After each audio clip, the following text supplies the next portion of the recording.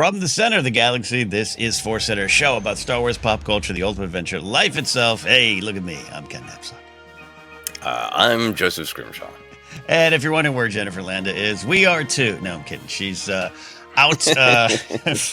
Lost in the Redwoods looking for Ewoks. Yeah. Yeah, she is handling some stuff with the family, kids, and some lifetime. So Jennifer out this week. We're here to discuss Star Wars news today. Breaking news from last week, articles.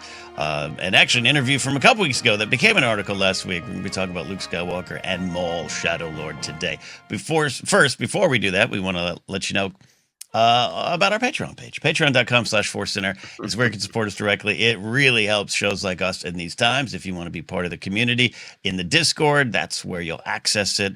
And on Patreon, we do have a goal of 430 paid supporters. And if we get there, we're going to be re-releasing an old episode of Star Wars Rank, but some pictures. Jennifer's going to lead that project. We'll be there together with her. Maybe we'll make it like a pop-up video from VH1. We'll just pop up things. We have a lot of fun. But you can make that happen by supporting us directly on Patreon at patreon.com/ForceCenter. That's one side, and we got some asks on the other side, sir. Yeah, that's right. Man, that would be great to do the pop-up video. just because if we picked like an episode of Ranked from a long time ago, like 2016, we could have a little pop-up information about Star Wars, but also about the world at the time. Like, yes, this is a reference to Ken's old job. That is a reference to Left Shark from the Super Bowl. So true. So true. Oh, that's amazing. Yeah. Now, okay. Yeah. I'm writing that down. All right. Boop, pop-up facts. Time move. Yeah. Yes, thank you for everybody who has been supporting us on Patreon. As always, we should remind you, if you are a Patreon member, you can go to our post requesting questions for our live Q&A that we do every Monday. And we've got a couple more great questions coming up. We could use some more. So if you're a patron, go ask a question. That would make a good topic for an hour of live streaming. We also want to thank people on the YouTube side. We crossed the 10,000 mark a little while ago, and we continue to move. We're at 10.1. Who knows what's next? 10.2, hopefully. But yes, if you are a long-time listener or just checking us out once, consider subscribing. It helps out a ton. I think that's it for our asks and promotions. So should we have some adventures, some life adventures? Let's have some adventures, sir. I want to publicly thank those who came out to my show Friday night at Burbank. Flappers Comedy Club, Mark Ellis and I had a great time with that show, Q&A after, which was great. And I want to shout out ForceCenter listeners, Brian Tiller, Brady, 8984M, Johnny Starlight, and Cinder, Jamie. As we learned his name, I had known it, but it's great when people show up with usernames and you're like, that's me there, but my name is Jamie. They were there, and also got to hang out with them afterwards and watch a bit of the Dodger-Yankee game. I'm a Yankee fan. But it's essentially a Burbank Dodger bar. There was if you've seen Pee-wee's Big Adventure, when Pee-wee goes into the biker bar, there was a local gang of bikers who were watching the Dodger game there. Yes. And my old security background kicked in. I walked in and went, oh no. But obviously, just watched the game, kept themselves, were very nice, which is normally the case. But I couldn't cheer for the Yankees. I had to sit there and just kind of hold it on because they were. And who did win? Oh, the Dodgers kicked absolute Yankee ass that night. It was not, so I had to suck it up. But it was all that aside, a lot of fun, and I needed it. It's been a weird start the year for me, but also last week just doubting a lot of my abilities. Not quite Luke running away on an island, but just a little bit of I don't know if I should do this anymore. Or, those silly things that pop into your brain sometimes as a creative. And it wasn't just about the success of the set. It was about the community around some of the shows that I do and the shows that we have done here for now 11 years. And it just felt good to kind of feel the support and hopefully return it. And so I want to shout out those again. They showed up and it was a lot of fun. Good times. That's great. That is fantastic. I'm very glad to hear it. I have not had that many. I have done a lot of things, but none of them particularly adventurous. I've mostly just working away on this film. I'm now on to the third pass of the editing on the horror film that I shot. I'm planning some reshoots. I'm getting music planned and the VFX planned and all sorts of post-production. And it's man, my Star Wars adventure has really been wanting to watch every behind the scenes documentary Yeah.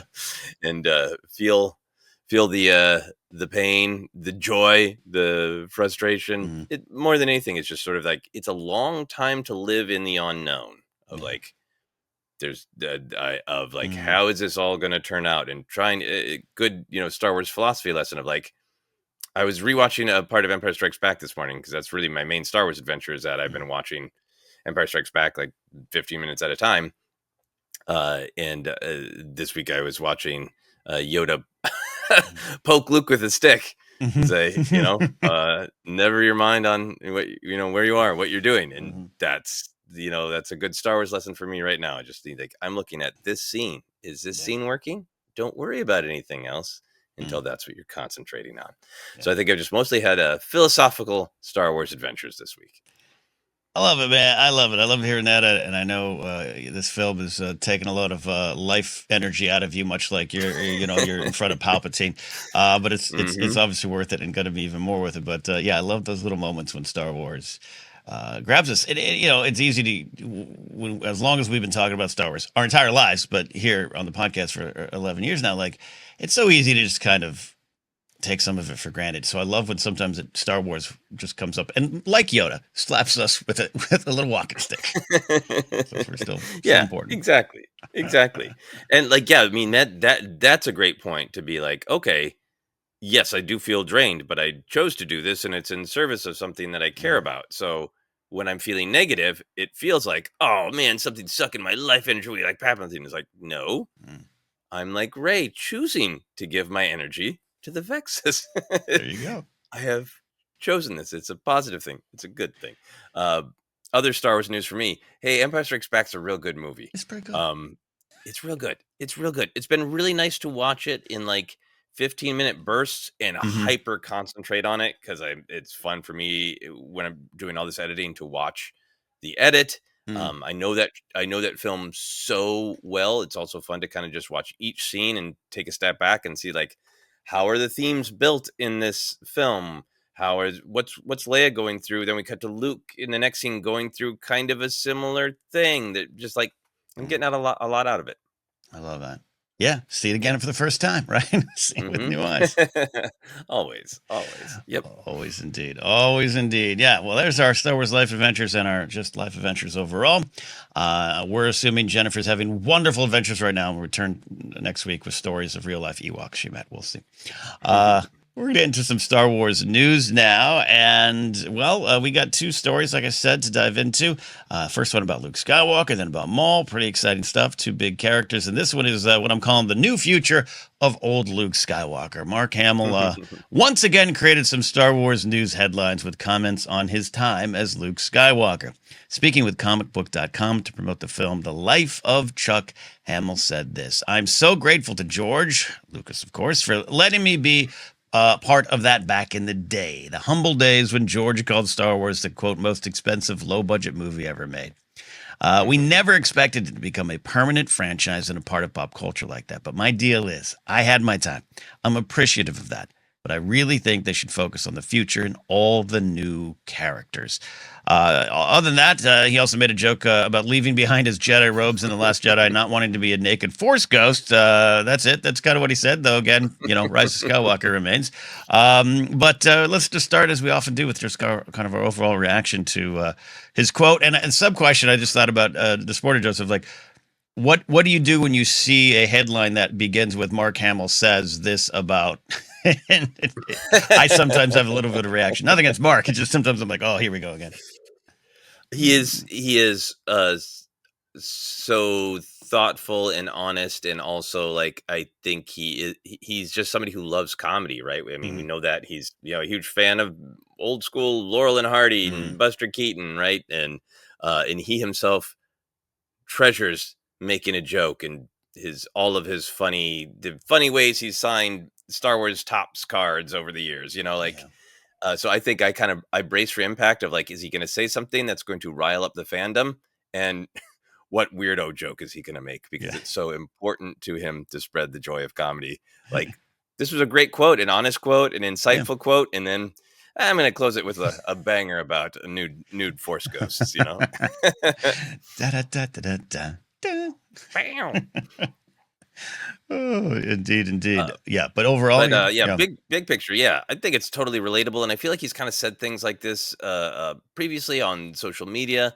Um, and I feel like from his perspective, guessing, you know, he came back and uh, completed the character's journey in the Last Jedi, and came back as a fully clothed Mm. Mhm. Jedi in Rise of Skywalker, and got the joy of being a Force ghost, and then got to come back and experience the character of Luke Skywalker again in his prime, in those experiences in Mando and Book of Boba Fett that he, you know, had such a big hand in. That I wonder if it is just sort of like, well, I've really, from my perspective, I did it all. I came back years later and told the end of this character's journey. I got the pleasure of revisiting him in his prime when he's a wise and powerful Jedi, and now I'm just ready to be like, that's good. What more do I don't feel like he's saying the character can't be explored. I feel like he's saying I don't need Mm. to play the character anymore. And also, I mean, he's enjoying other big opportunities. He's doing this interview to promote this Mike Flanagan film, Life of Chuck, which he seems very excited about. He was fabulous in Mike Flanagan's last television Mm. show for Netflix. And they've joked back and forth about, like, Mike Flanagan has kind of a crew that he rolls with, and Mark Hamill is now one of them. So Mark Hamill's maybe just like, great, I'm happy Yeah. to do weird and interesting and different Mike Flanagan roles, rather than going back to sort of the storm of controversy that's always going to be Mm. another Luke appearance for Mark Hamill. That's a great point at the end too, right? Like, yeah, I've fought in those wars enough. It's someone else's things. I've been part of the Yeah. wars. I've fired shots in the wars. Yeah, right there with you on it. And it was one of those things. Like that's why I tried to own it up top, where I see the headline and I clicked on it.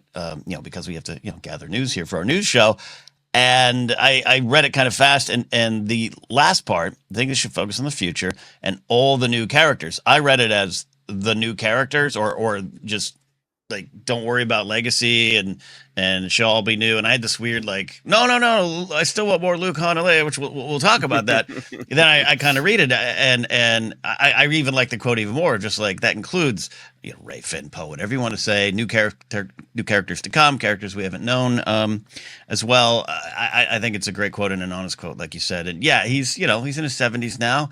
Wants to do these other things. This great opportunity, the return of Star Wars, shows up, and even though he had this wonderful career going already, it's brought so many wonderful things to him. So I totally get the quote. It's totally honest, and I mostly agree with it. As we'll dive in here, Hmm. which is one of the things going on here. But have we at any point, because some of the reaction to this that I was reading was like, so I guess he's not in the Rey Jedi Order film, and my thought was like, I don't think that was in play for me. So have we at any point thought or expected Luke to appear as a ghost, or in any way, shape, or form in the Star Wars story set after Episode 9? Yeah. You make a really good point just about the Mark Hamill quotes, that I don't think I ever react negatively to what he says. I think he Mm-hmm. speaks with honesty and with humor. It's more the circus Mm-hmm. Mm-hmm. that some of his quotes can come off, and people on different strong opinion sides of the, like, see, Mark Hamill said this, and anyway. Right. Yeah, I don't think I didn't spend a lot of time thinking about Luke Mm-hmm. being in the new Jedi Order movie. I think it remains to me a question of how much of the new Jedi Order movie truly this is Rey in the new Jedi Order, and Mm-hmm. Rey is even maybe not the main character, and it's really about these new characters, and she's in Right. the Luke role. We still don't know that. I know some people just kind of want it to be Skywalker Saga Episode 10, and Mm-hmm. want Finn to be there, and want it to be sort of a continuation. There's the Kinberg trilogy out there of, like, how much is that going to be? Right. Um, Right. what is that going to be? So some of it is like, okay, if it ended up being Episode 10, then, Mm-hmm. and Ray is struggling with, am I making mistakes in the way I'm running the new Jedi Order? Like, okay, I could see a logic where she would want counsel specifically from Luke. Mm-hmm. But to your question, since that morning it was announced in London and Daisy Ridley walked out, I was far more focused on Rey's relationship with the younger Jedi. I was focused on her connection to Ben Solo and what can be explored there. Ignoring the massive Adam Driver, Yeah. probably Yeah. not up for appearances question. No, I'm good. I'm good. I've done that. I've done it. Um, I've done it. but also, like, Rise of Skywalker introduced this different vision of connecting Mm-hmm. to the sort of all the Jedi who have come before in a different way than having a sort of a one-on-one with a specific Jedi who has mastered immortality. So I also feel like there is opportunity for her to seek out that kind of counsel, but it might present in a different way.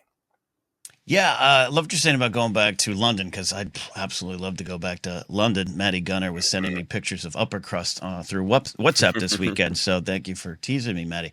But going back to that moment, for you, me, and pretty much everyone in that arena, as far as I can tell, the excitement was about Ray. The excitement was about Daisy Ridley right in front of us coming out and saying, I'm back. Mhm. And there wasn't and Luke will be there as the Force goes. It fits, and we'll talk a little bit more about maybe how we'd want them to deal with the legacy of Luke. It wouldn't be out of place. It would be fun. I'd enjoy it. But I don't know. There is something you're talking about, like new unpaved road going Mhm. forward with Rey and the Jedi Order, and it doesn't seem needed at this point. I don't want it to play out. I'm not taking an unfair drive-by shot at Timothy Zahn, but I don't need the Obi-Wan showing up and saying, "I'm out of here, Luke." I don't need Luke to do that to Rey, from the Heir of the Mhm. Empire. But yeah, it just so to me there was no expectation. So this quote makes even more sense to me. That we Mhm. can completely go forward in a new way, and I like that. I also feel like if there is a compelling reason for Luke's Force Ghost Yes. to be there, and it's a compelling and different scene, and they brought it to Mark Hamill, Mm-hmm. I don't think he'll be like, no, I told comicbook.com that I won't come back. Yes. And that is a sacred bond. I think if they came up with something that was like, So true. oh wow, this isn't a retread of the typical Jedi in crisis and Yes. their mentor appears. It's something different and fun and unique. It's not. It's not like the door is shut. He's just saying, Yeah. I don't see it now. But nobody's put the script in front of him, so I don't Yeah. need it. It's to me, it's always it's about the story. Is Yeah. something in that new Jedi Order story call for it? Mhm. Then I think everybody'd be on board. I said it on the internet. I'm done. I said it. Sorry, can't even can't even look at it. But the character of Luke Skywalker does exist in Star Wars, and he has Hmm. quite a legacy. And he definitely has had, or he will continue to have, some sort of influence on Rey as she builds a new Jedi Order, whatever the film might be. So the question I was thinking about, Joseph, is how would we like to see Luke Skywalker and his legacy handled in this project? Like mentions, is it a framed photo on a chest of drawers? Like what is Luke in this film? Yeah.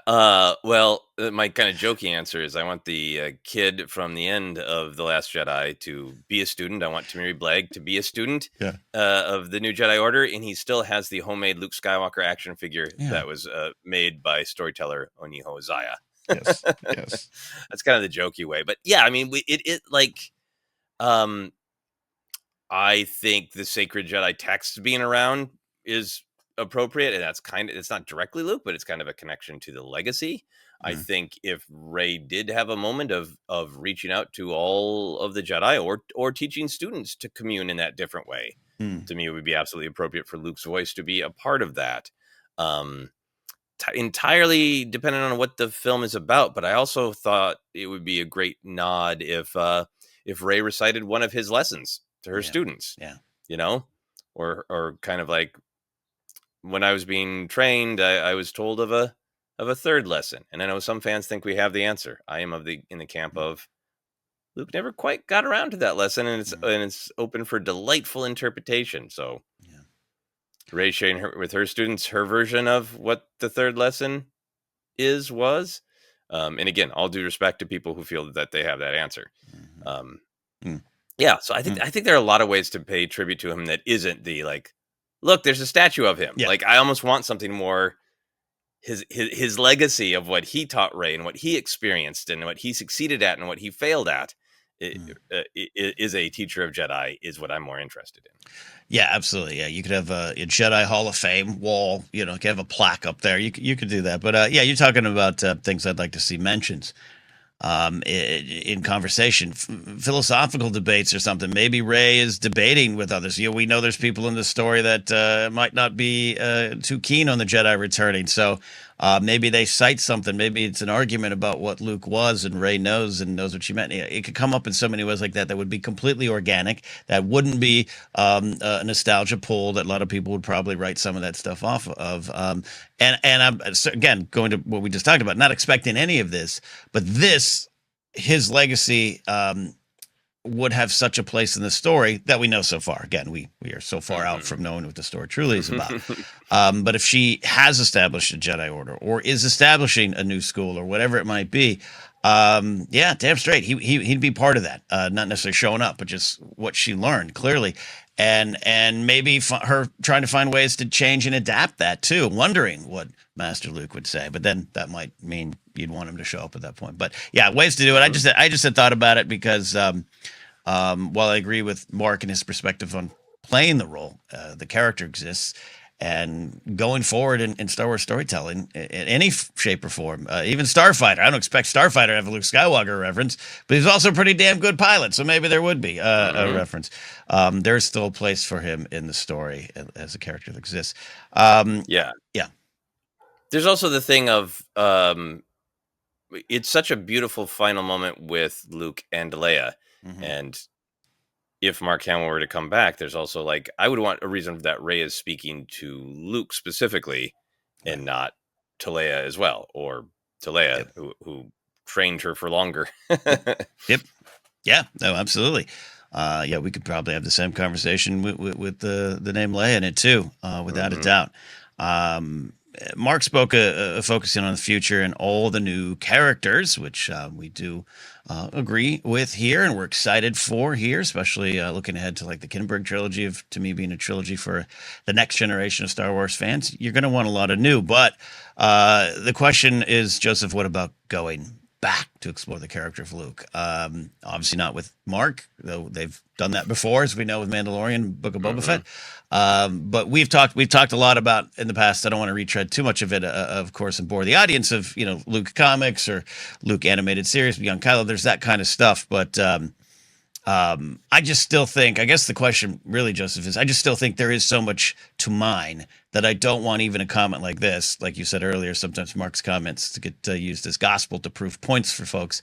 I don't want there to be this thought of, yes, we are done with those characters, because I'm still in the camp of there's fertile ground to sow for these characters, especially Luke Skywalker. Yeah, I mean, we saw the character get born. Yes. We saw his difficult transition from teen into his early 20s, and he graduated college. Then we saw him a couple times, Mando, Boba Fett, some books, some video games, and then we jumped to the end of his life. There is a significant chunk of his existence that is there to be explored. And to me, it's a real big difference between, like, should Mark Hamill continue to show up as a Force ghost? Should he continue to literally be on set? If Dave Filoni wants to include him in the Great Thrawn conflict, should Mark Hamill be doing it all with motion cap and blah blah blah blah blah? Mark Hamill's presence as Luke Skywalker is different to me than the should Luke Skywalker be explored.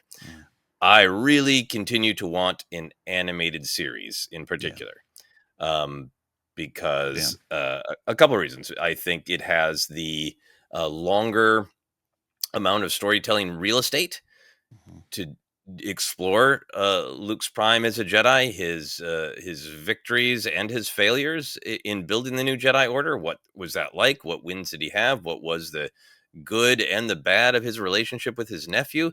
There's so much rich and interesting things to explore. I do think that the films, which are always going to be seen by more people, should probably move on to the new, because not just Star Wars as a culture, we've had lots of revisiting legacy, and there is some animus toward that. So I do think the films should probably try to move forward, the Mm-hmm. animated shows can kind of fly under the radar. Yeah. Like, I would have no problem if they recast Luke Skywalker and announced, actually, we're going to do a big budget film, and it's going to be Luke starts the new Jedi Order, and here's his first beat. I'd be like, great, I got no problem with it. But so much of the world would howl in anger at Mm. the inability to move on from legacy characters, that a part of me as a fan would be like, if they make an animated series, people will kind of complain, and then more in the bubble hardcore Star Wars fans will watch it and enjoy it, and best of both worlds. Mm. Yeah, so true. And we always try to speak carefully that does not mean animated is less than. Definitely not for us, but it's sometimes perceived as such. But what you're saying of under the radar means to me less pressure, and we can truly explore this character. And yeah, I think I'd be seated front row. Well, maybe not front row, 10th row for Star Wars: The New Adventures of Luke Skywalker on the big screen. Like absolutely recast it and recast and. Ready for a new era. But I just don't think it's realistic. I don't think they want to do that. And what you're talking about, it's quite frankly like almost to the point of just I remember when we'd be like, you've got to do an Obi-Wan movie. You'd be like, Ewan McGregor's at the perfect moment in his life. He can't lose this window. It's not that window with Mark, but it's like we've got this wonderful character that we could explore for 2 or 3 seasons or more in an animated fashion that would be very valuable and interesting for the Star Wars story. So I almost have to curb my expectations for that. Mm-hmm. Yeah, I think someday. I think someday the wheel will turn, and it will be time. Wheel in the sky keeps on turning. Hey, this made me think of something. I have got some specific conversations in mind that I've had out in the real world that prompted this question, Joseph. So go with me here. With the franchise approaching 50 years and obviously continuing to grow, do we feel that the big three, and I'm saying Han, Leia, and Luke, and there's, of course, other characters that might be the core classic Star Wars characters, but talking about the big three, Han, Luke, and Leia, the original trilogy stars. How do we feel that they aren't as central to the fandom as we might think from our generational perspective? I have had, and you probably have had it too, and I'm sure Jennifer has too. I've had those conversations. One birthday party, I was like a couple years ago. I was talking to a person I had just met that night. I think she was 28. We were talking about age differences and all that stuff and generational stuff, and Star Wars came up, and she was like, "Yeah, like I saw the original trilogy, and it does not hold up for me. Looks so bad, so boring." And I'm saying this to not poke fun. It was like, this is an intelligent conversation. This wasn't a drive-by conversation at a bar. And I had to like stop and resist the urge to be like, Frasier was a spinoff of Cheers. Like, did you like that urge, or that urge has come up? And I suppressed it, and we had a conversation. It was just like, why would that trilogy be as important to her as it is to me? It wouldn't be. And she was a fan. She enjoyed the prequels. And that's why we have this generational hop-on point we always talk about. And so hearing Mark talk about this, it's in a way, I'm like, is he acknowledging that too? Is he acknowledging that, yeah, like I had my time. I'm in the Hall of Fame, but people ain't watching me play anymore. Like that, it's a different time. And so I was wrestling with that, and I wanted to pitch it to you. Yeah, I mean, I think that there's certainly people of all ages that are going to gravitate toward different parts of it, and maybe there's some 15-year-old watching this going, "No, the original trilogy is my favorite. Right, Luke's my guy," totally, right? totally. Like, so all respect to that. But there's so many jumping on points. Clearly, the prequels that we've talked about, and I think Revenge of the Sith coming back to the theaters, and Hayden really owning the role of Anakin and being in it a decent amount right now, and having so many people be like, "Oh, Anakin." And Obi-Wan and Padme, that's the big three. Or people came on with Rebels, and like Zeb is more central to Star Wars than Han's Solo, and that's all fine. I think it's a little different with Star Wars, but I also feel like I've been through this in different fandoms where when I first sat down in 1987 to watch the first episode of Star Trek: The Next Generation, it was like, can these insane people get away with this? Because Star Trek is Kirk, Spock, and Bones. Can they? Right. And now, like the original series, honestly, I feel like for a lot of people, like I'm aware of it. I know who Kirk is. I've seen some of those movies. But Star Trek begins at the Next Generation. That's the Rosetta Stone of Star Trek, and it's the same thing with Doctor Who. Like, especially now, the new series of Doctor Who has been going on for 20 years, and there are some fans like, I know the classic series, I can name the doctors, but that isn't the foundational text to me. Mm-hmm. The classic series, when I watch an episode of New Who, now I go like, is this as good as David Tennant, or is this in the same spirit of David Tennant as opposed to, is this in the same spirit of Tom Baker? So that I've watched in other fandoms those sort of, what is the foundational text change based on age and perspective and that. So I feel like Han, Luke, and Leia are still more central, partially because the archetypes of who they are echo the kinds of characters. Mm-hmm.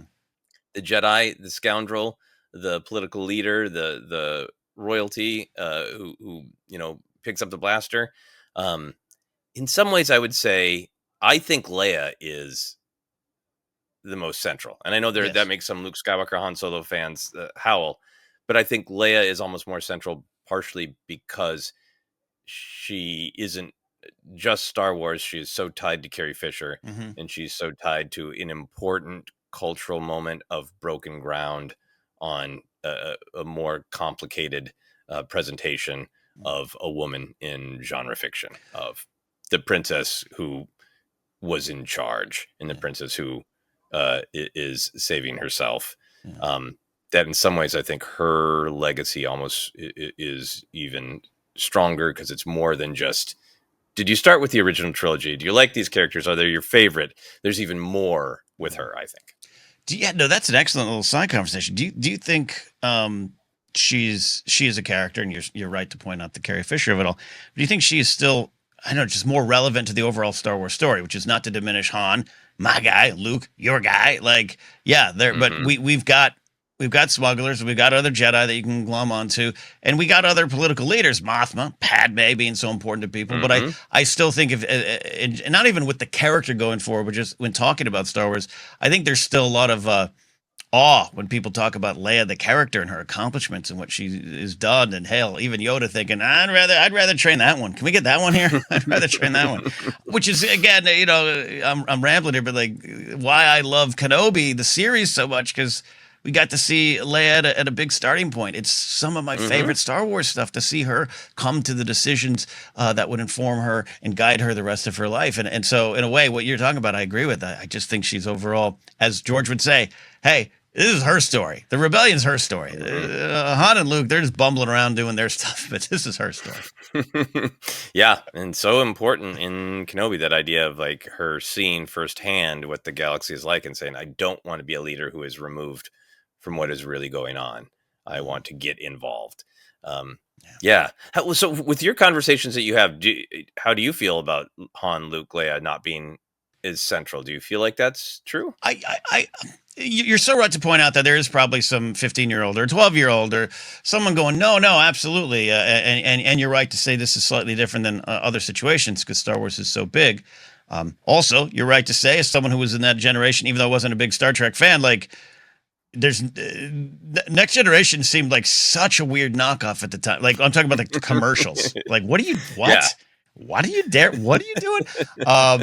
But you're so right. And a lot of it's just age. And I'm making the Frasier, because this is now 3 times in the last week, obviously with the passing of George Wendt on people's minds, where I mentioned, I had a show last night. I mentioned on stage George Wendt's passing, and no one really reacted. And I kind of said something to some girls on the front row. I was like, you know who George Wendt is? And they were like, no. And I was like, do you Cheers? No. And I said, do you know Frasier? And they all went, yeah. And it's it's easy. He was on Frasier once. Come on. And it's easy to go like, wow, but it's like, yeah, you're born when you're born. You watch what you watch. So I don't know. Hearing that conversation I was having at this birthday party a while ago, it was me facing the fact that, all right, this is truly, it's not just my story to enjoy. And it has fortunately evolved and will continue to go. And there's so many other characters I love, that sometimes when I hear Mark say this, or I hear people react to, yeah, get them out of there, get the new characters in, and I get defensive, I just have to kind of go to those moments where this person I was talking to wasn't a screaming idiot, wasn't in a car doing a YouTube video, wasn't trolling, was just like, oh, no, I love Star Wars. Yeah, original trilogy is, it's not the best, right? And I just have to go, you know what, that is true for you. And that Mark is even more right, that it's important to look to the future and all the new characters. I don't know. Yeah. But I'll be a Han guy to the end, but who knows? And I mean, part of the solo thing too, right? A lot of we didn't ask for this type of stuff. Like I got, grumpy on that. I still Yeah, get grumpy on that, but all right. yeah. I also just think there's sometimes a difference between like knowledge, awareness, liking, and passion. Yeah, Um, that like I think there's probably a lot of younger Star Wars fans who are like, yeah, I like the original trilogy. I know its characters, I know how they're important they are, but they don't start my heart aflutter the right. way that the first characters I met do. Yeah, the way Ahsoka does, the way like you said, Hmm. Kanan and Ezra, Mando, yeah, Ray, yeah. Sabine, yeah, absolutely, absolutely. Well, rounding the corner and ending this discussion here for now on Luke Skywalker. So my final thought here, Joseph, is if Mark Hamill is truly done, and you're right, maybe some little script will plop down in front of him and he'll be like, Hmm. this is great, I'm back. But and I think everyone reserves that right to return, and comicbook.com is not the depository of all final decisions. But if Mark Hamill's truly done with portraying Luke Skywalker, what will we always celebrate about his time in the role? Yeah, uh, even with all of the credits and compliments he has received in more modern times, an underappreciated actor. He is Yes. fabulous in the original trilogy, and he should have had multiple Oscars showered upon him for The Last Jedi. In my opinion, it is a fantastic performance. So I think he was an still underappreciated actor, um, who I think one of his greatest contributions to Star Wars is making the fantasy real and believable. Hmm.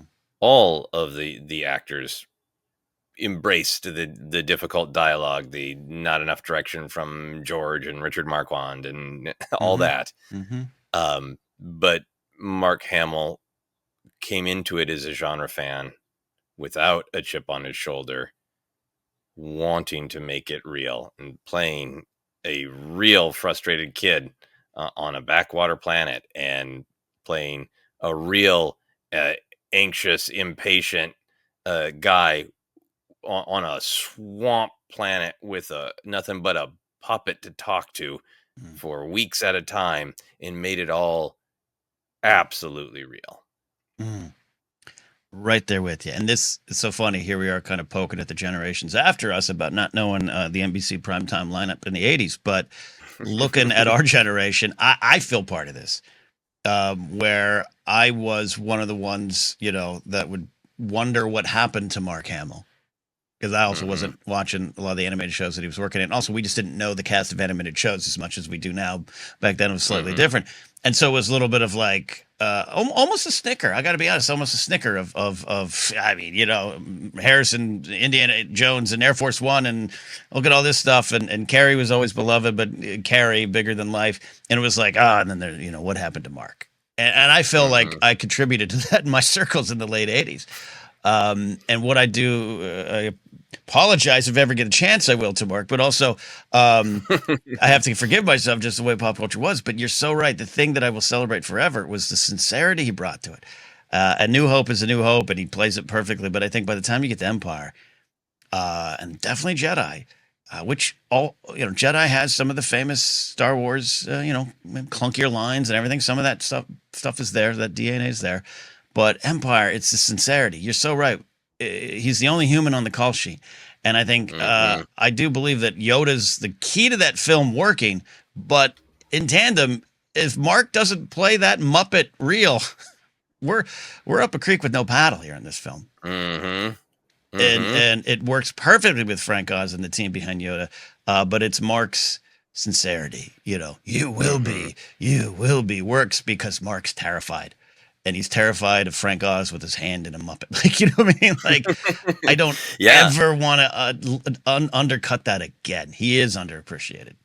Yeah, and I mean, his performance in Return of the Jedi, I think a lot of actors would struggle with that Mm-hmm. because he's still got a fabulous, deeply emotional, revelatory scene Mm-hmm. with Yoda, with Yeah. Force Ghost sitting on a log with Force Ghost, Yeah. Obi-Wan Kenobi. Um, but I think a lot of actors, if you came to them, it's like, okay, your character is like about 20, 23 years old. Yeah. Still not that old, Yeah. but you've reached this bit of calm, and you're serious and thoughtful, but you're still charming. You still love your friends. You still have a hint of being able to tap into this rage, but there's this general calmness of him. And it's his performance as Jedi Luke in Return of the Jedi that I think have made Mm. fans really fall in love with the character of Luke Skywalker, want more Luke Skywalker. People love Return of the Jedi Luke Skywalker Yeah. with this really impressive mix of still human, still vulnerable, still charming, but a lot of calm, wise monk as well. Absolutely. Absolutely. Yeah. Jedi, you're right. It belongs in that conversation equally with Empire. In terms of Luke and everything. Yeah. So yeah, sincerity, and to come back Hmm. and give his best performance, perhaps as Last Jedi, whatever you might Hmm. think of the role or what they did. I get those conversations, but he showed up and said, "This is my job. I'm going to do it." I'll pitch a crazy idea about a 50-foot tall Luke. I'll throw that in there. Not going to go. Okay, I'll go with your idea. And I'm very happy that this, this current chapter that's begun in 2015 or around there once he was brought back is showing more of the world, Mark Hamill. That he's not just. Hmm. I felt for a while again. Wonderful career as a voice actor that's still going strong, just known as the Joker and all that. But I wasn't there for that. I was more heavy into sports. I didn't watch, and I feel as though I missed out on that. So he was a fun cameo when he'd show up in a Kevin Smith movie or something.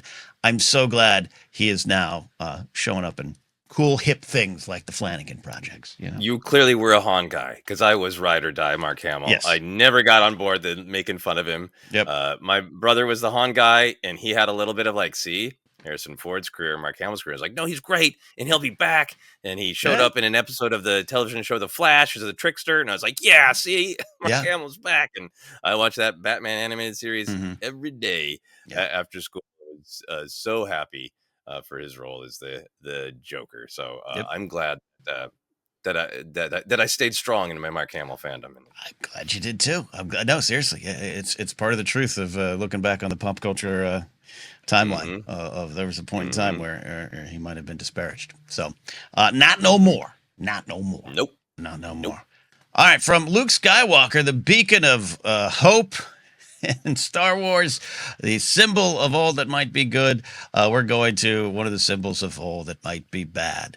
Maul, Hmm. Shadow Lord insights from Sam Witwer. Sam Witwer was on the Katie Sackhoff show a few weeks ago. Katie's got a fun show going, and it was an audio podcast. Now it's video, and Katie is a big bowl of charisma, always has been, and check it out if you want over there. But she had Sam on a few weeks ago. But just this past week, some of his insights on the forthcoming animated series, Maul, Shadow Lord, picked up some traction thanks to Jermaine Lassire over at Gizmodo. So Witwer said this, a lot of things. I'll read through it here. Witwer said, this is a guy, Maul, who knew that the Empire was coming, and he was part of that. He was supposed to be part of the Clone Wars. He was supposed to work with his master, and they were going to bring out the destruction of the Republic and the destruction of his hated enemy, the Jedi Order. He was raised to hate them. He trained his whole life to destroy them. Well, we have a show where, okay, all of that was done, but Maul, yeah, you killed a bunch of Jedi during the Clone Wars, but you did not work with Sidious. You didn't know the whole plan, and in fact, you got so scared about his plan that you tried to stop it at the last second. So Witwer always says some interesting things to say about Star Wars, insightful indeed, but nothing he says is official canon. Sometimes I think some of his words are taken as the be-all end-all, but he loves Star Wars, no doubt about that. So what do we think about his first thoughts here on Maul? Yeah, I mean, I think this first quote is all great. I do think it's stuff that is pretty present in Maul's final arc in the Clone Wars. Mm-hmm. Um, I think that his Maul's panic as the Empire is coming about. I think Maul's whole arc in the Clone Wars of sort of coming back, but now without purpose, so trying to rebuild his own purpose and being rejected by Palpatine, having his brother taken, all these things. I think is building toward what Whitwer is talking very elegantly Mm-hmm. about, of that sense of lost purpose, in that sense of, wait, I was supposed to be a part of this, and wait, there's part of it that I don't even understand, and maybe don't even want. Mm-hmm. I would Yeah. also guess that, you know, this show is supposed to come out in 2026, so I'd imagine that some of what we were talking about, it comes from the actual scripts and Yeah. discussions. Yeah. Exactly. We're getting a sneak peek here, Yeah, without a doubt. my main reaction is, are you okay with your NDA there, Yeah. Mr. Witwer? Yeah. Is my main.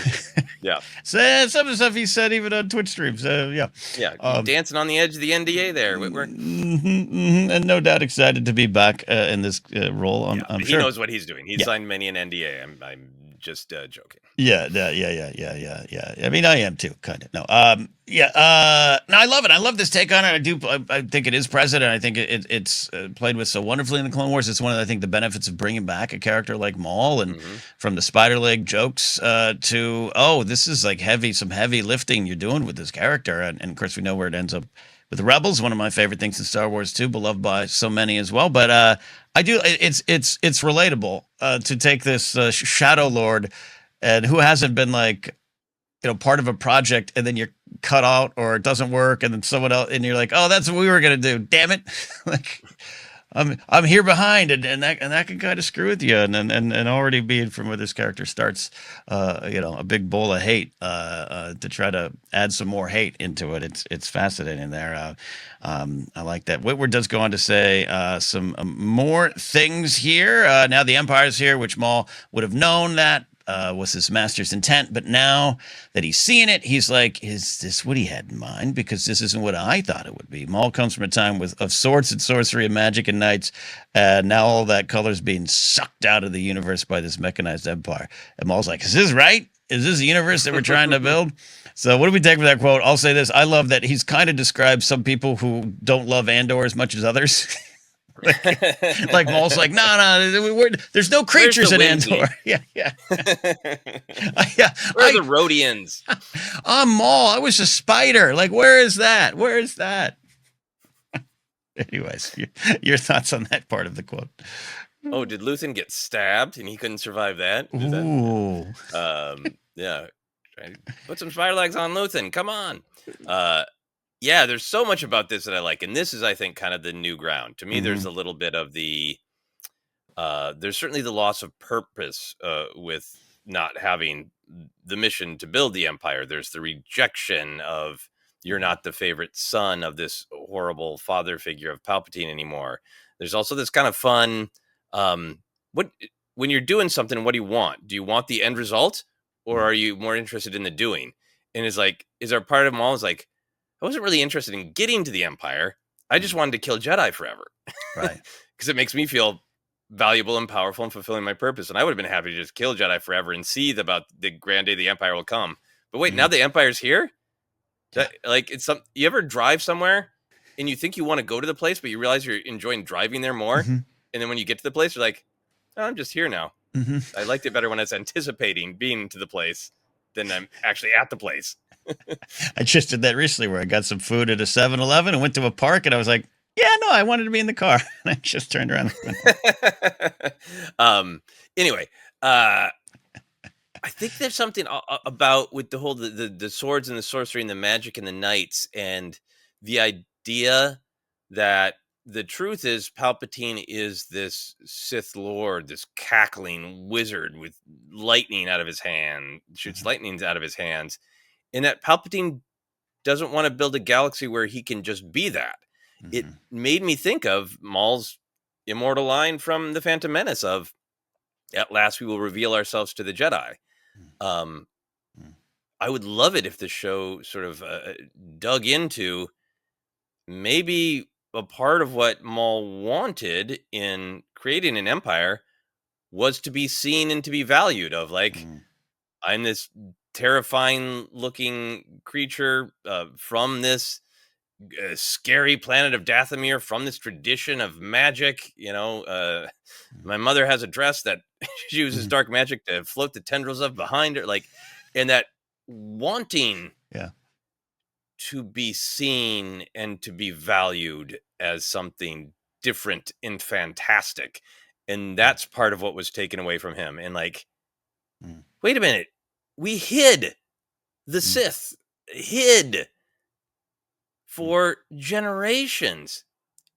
You won, and you're still hiding? Mm. What are you doing, man? Like, that's part of what I see in this Mm. and there's lots of fun and interesting ways to take that in terms of real world stuff of, you know, Mhm. we won the culture war and now we're just gonna wear suits and dresses like we're supposed to. Like, I don't know. We're just I all gonna stay. Everything's gonna be straight lines and 90-degree angles, even though we won. Come on, Yeah. man. I love that take on it. Connected it back to that moment in Phantom Menace is absolutely wonderful and insightful. You know, this couldn't be this can't be it, right? This is boring. Maul's a punk rocker, right? Mm-hmm. Maul wants to walk around the mall full punk regalia, and it's like you're still Sheev, and yeah, and it's definitely about power. And this section of Whitwer's clip out here was I think my favorite in adding to that layer of what you're talking about, the empty soul in a hole inside the soul of Maul, I should say. Um, of him just yes he's driven by hate, but it begins with a lack of love and a lack of appreciation and a lack of place and purpose.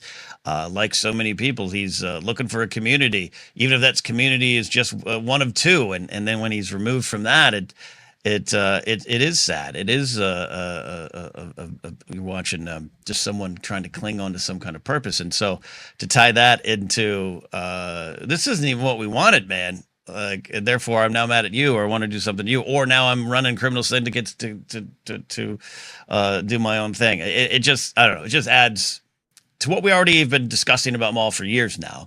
Mm-hmm. But it gives me comfort as a fan that they're drilling down on some of this stuff.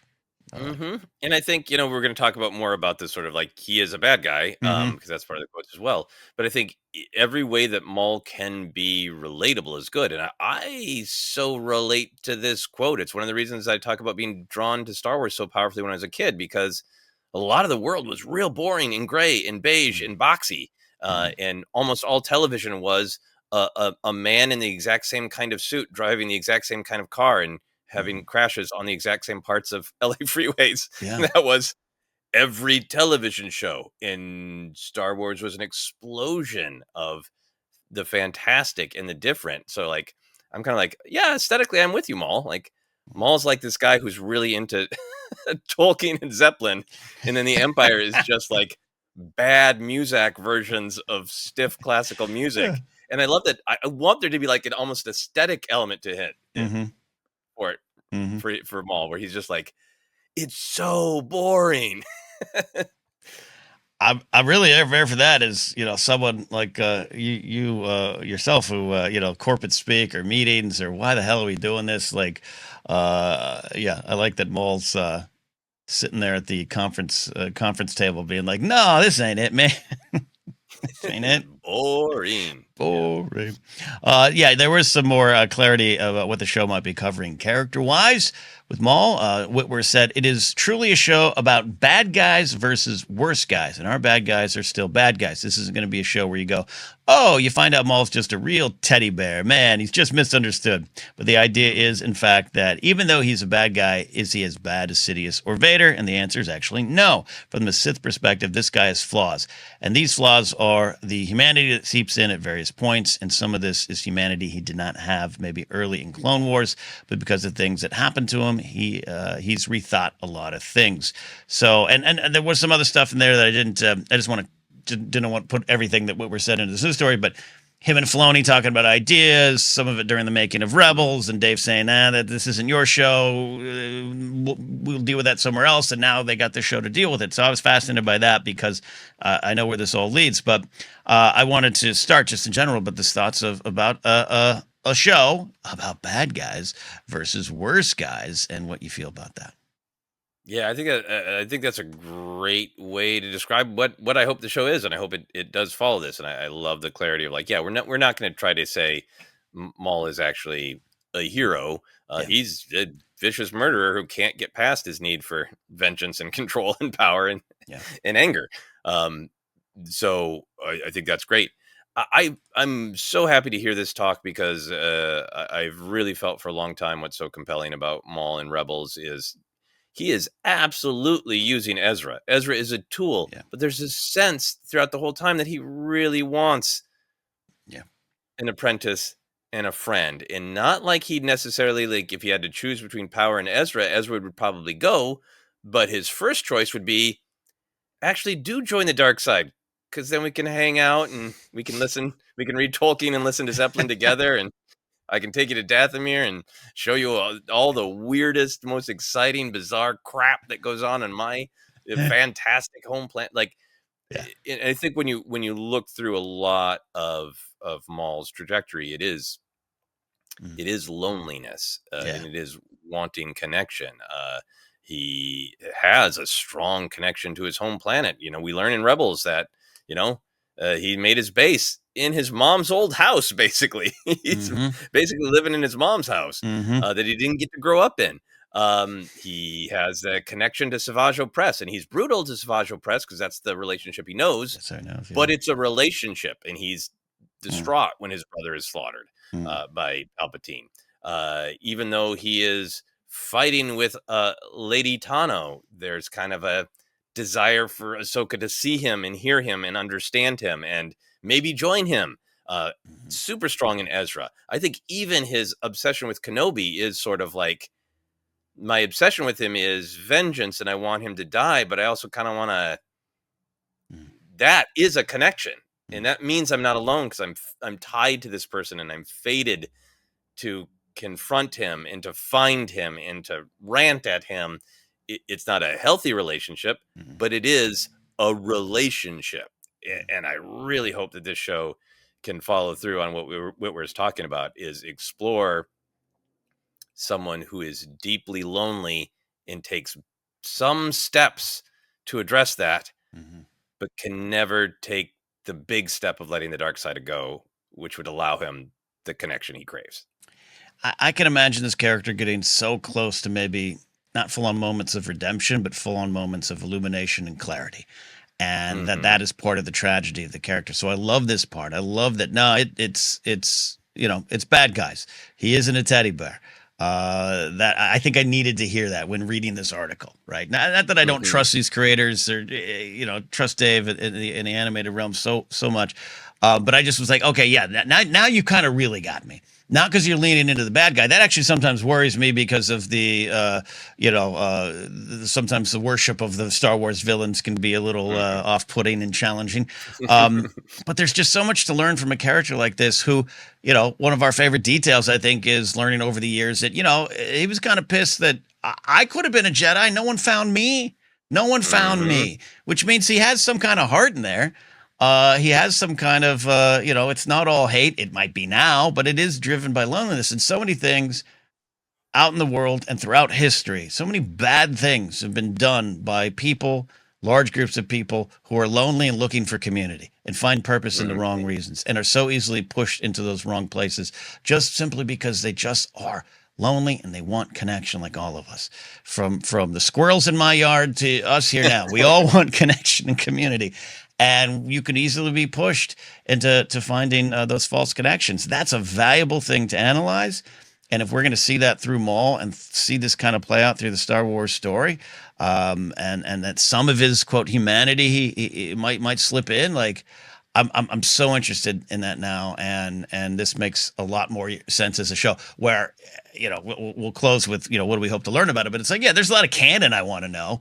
There's a lot of Hmm. where's Kira through all this? What syndicates? Is Dash Rendar showing up? That's what everyone wants to know. Like, there's all that stuff, but the value, the why that draws us in closer to Star Wars is so present in this section of Witwer's comments of as you said so well, just the loneliness that's present. And you're right, he is with Ezra. Some of my favorite stuff in Rebels. You're almost on Maul's side for like a beat because he's just like he's the graduated student coming back in the van.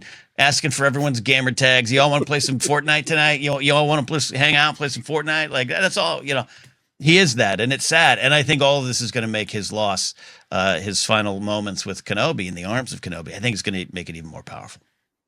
Hmm. Yeah, because he's stripped of everything but that fundamental connection, that Yeah. you know that purpose.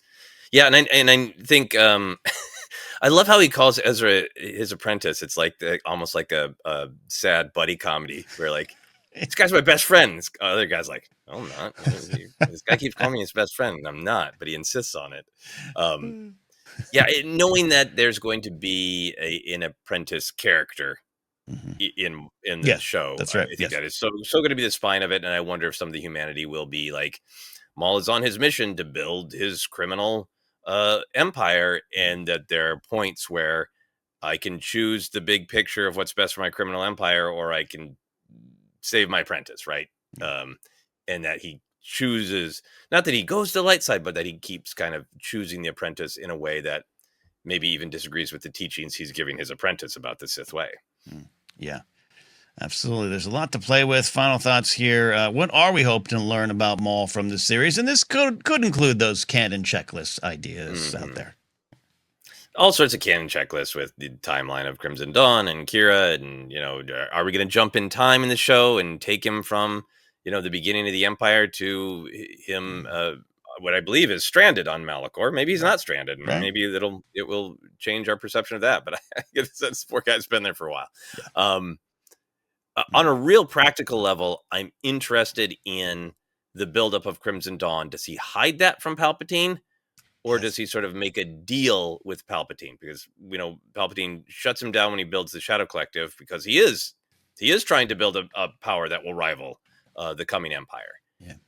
And if Palpatine, if he hides Crimson Dawn from Palpatine, or if Palpatine's like, yeah, make a small little syndicate, and I will let you live, kind of thing.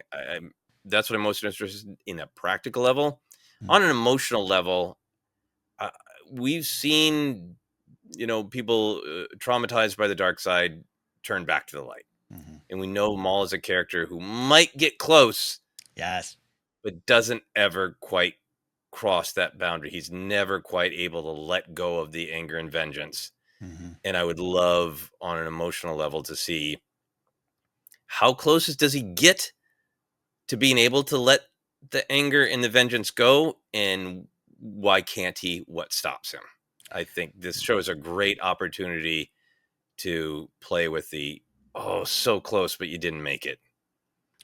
We are right in the same spot on that. I kept thinking, like, what are the moments of near redemption?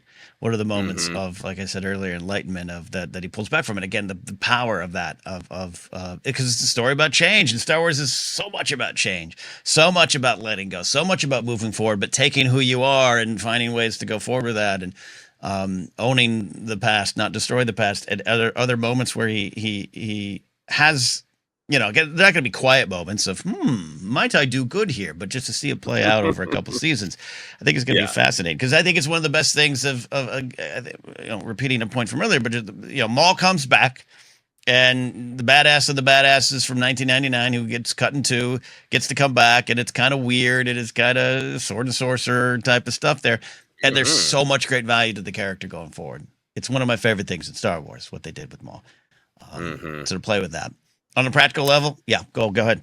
No, please, you go ahead. Oh, just at the practical level too, kind of same spot of, I was just wondering, especially with Crimson Dawn, is how present is he going to be in this empire? Is he truly a Shadow Lord? How much are we going to see him react? Is Kira involved in the story at all? Is she front facing, or there's other people? We know this apprentice character. And is there? I wouldn't say I'm expecting a Palpatine confrontation. It'd be kind of cool if they were to pull it off, but we'll see. But also this idea, keeping in line with who he is, of hey, Sheev, look what I did. Does look at my power. Look at what I've done now. You cast me aside, but look where I am. And does Palpatine have any reaction to that? Does he even get a meeting? Is he just stopped at Masamida's office? Does he hang out with Perrin? I don't know. I hope he, yeah. That'd be the greatest. That'd be the greatest crossover. Is we've got someone with great gambling debts we got to go deal with. His name's Perrin. Oh my, animated Perrin. Perrin. Drinking and gambling would be amazing. I'm still big on the Vader train animation. It's not as hung up on let's avoid these characters. It's because it makes emotional sense. If Palpatine's like, hey, my fail son Maul is trying again, and Palpatine lives to test Vader, and basically you're like, go kill him. You should be able to kill him. He's a failed apprentice. And Maul manages to survive Vader, not beat him, Yeah. but survive him. And Palpatine gets to punish Vader and go, all right, you survived Vader, so I guess you can have your little empire.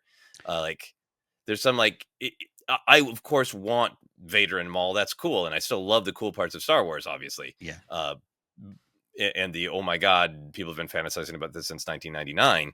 But to me, it's the emotional truth of Palpatine wanting to set his tortured sons against one another.